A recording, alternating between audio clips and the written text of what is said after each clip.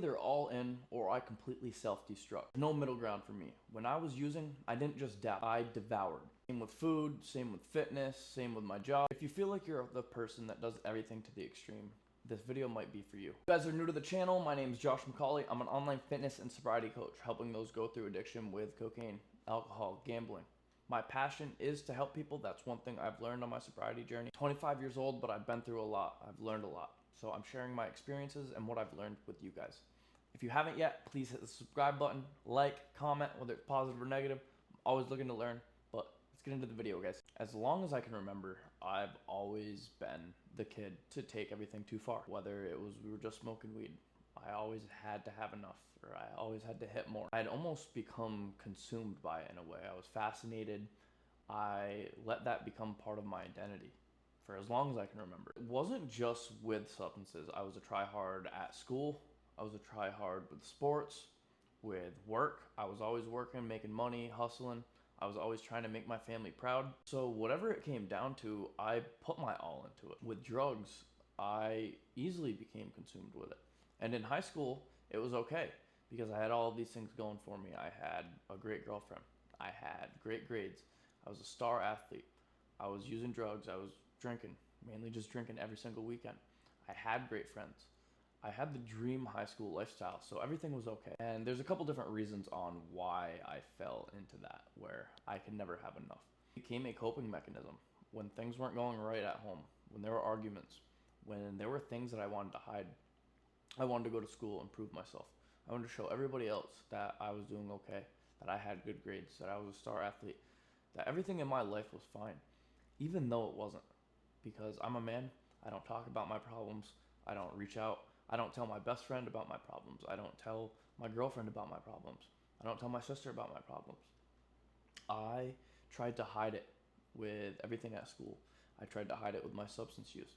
And the better I did, the more I used, the more I hid the problems that I truly had. You know what? Things like grades going all out, that's not a bad thing. But when it comes down to substances and you can never have enough, you're constantly thinking about it. You constantly have it everywhere you go. You're thinking about it in advance. Oh, I'm going on this trip. I need to have this. I need to have this drink.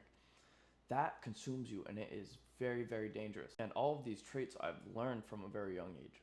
So when I went to college, almost from freshman year, I would black out every single weekend. I would get good grades, and then I would black out. I'd get good grades and black out because I never felt proud of myself. I had all of these internal issues I was trying to use because that would numb the pain that I had inside. And back to the issues with my home life. I'd be in college and my parents would be on vacation and I'm getting texts from one another that they're in a fight, shit's going down in Mexico while I'm at college. So I'm trying to escape all of these things and clear my head.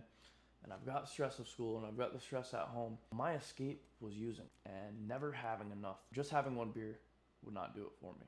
It's either one beer or 100 beers. No one's out there to blame but myself. I choose what I do. I choose to use substances.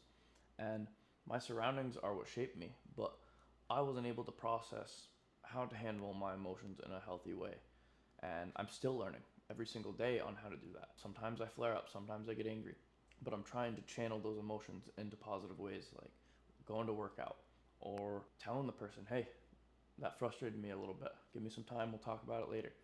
Or walking away when you're angry and remember the 12-hour rule. Resume when you're a little less angry. You're going to speak more logically. You're going to figure things out. Trust me, those are a lot of things in progress because I've been known to pop off.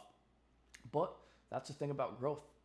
It takes time, but as long as you're working on it and you're showing others that you're working on it, you're showing by actions, not just words, that is what matters. Because someone's got anger issues, someone's got need to get control of their emotions, that takes time. That's not just going to happen overnight. But if you consistently work on it and you try and better yourself, you read books, you talk to a counselor, you talk to your family, because it can just come down to telling your family, hey, I've had a trouble with my emotions, or I'm having trouble with addiction, but I'm really trying to work on it. So can you guys help me? Can you guys be a little more understanding? Or next time I'm getting a little frustrated, can you call me out? Tell me, hey, remember we're working on this? Because communication in life is everything. 99% of the time, if you tell someone that you're struggling with an issue, they're going to be like, okay, well, one, that's courageous for you to come out and talk about it. And two, let's work on it together. Because that's all it comes down to. No one's gonna be like, fuck you got anger issues, you gotta work on that. They're gonna be like, all right, let's find a solution. For me, with my family, when I was getting clean from addiction on my sobriety journey, I've been known to flare up, and I pop off on family members that love me, and it's because of built up rage. I don't know where it comes from. I've never been good about talking in arguments, so that's one thing I'm working on. And I've told my family, hey, I'm working on it, so please bear with me, please call me out when I'm doing it, because I don't want to say things I regret. I don't want to say mean things and hurt someone's feelings when that's not truly how I feel. It's just my way of getting it out. It's my protection. The moment you start realizing the things that you're doing incorrect in your life, the things that you want to work on, that's the point where everything changes. You can say, one, all right, I have an issue. Then you can say, two, what's the solution? Three, I'm going to start implementing the solution. I promise you, you will gain a lot more respect from people if you start working on your problems and finding the answer. Showing people by actions, not just words. The main message of this video was, I had all of these issues hidden within inside me, things that I needed to work on, but I had always masked it with committing to everything, having 100 drinks, going all out in school, going all out on my job. I hid everything by the amount I used. And still today, when I get really stressed, I want to go eat fast food. And I don't just have one burger, I have about 10. So it's having that comfort of always having something, always having beers, always having food, always having something to do, always having porn. But when you could slowly reduce that, you start showing the problems that you truly do have, and then you can address them. You can reveal the problems. Trust me, there will always be problems that you can work on. Nobody's perfect. Everybody's far from perfect. But that is life. Learning from mistakes, growing from mistakes. But I love doing these type of YouTube videos. It allows me to get the thoughts out that are in my head. And maybe I can relate to one of you guys. I love hearing your comments, whether they're positive or negative. I do love the positive ones. There's a lot of you guys out there. The YouTube is growing day by day. Always going to keep it real with you.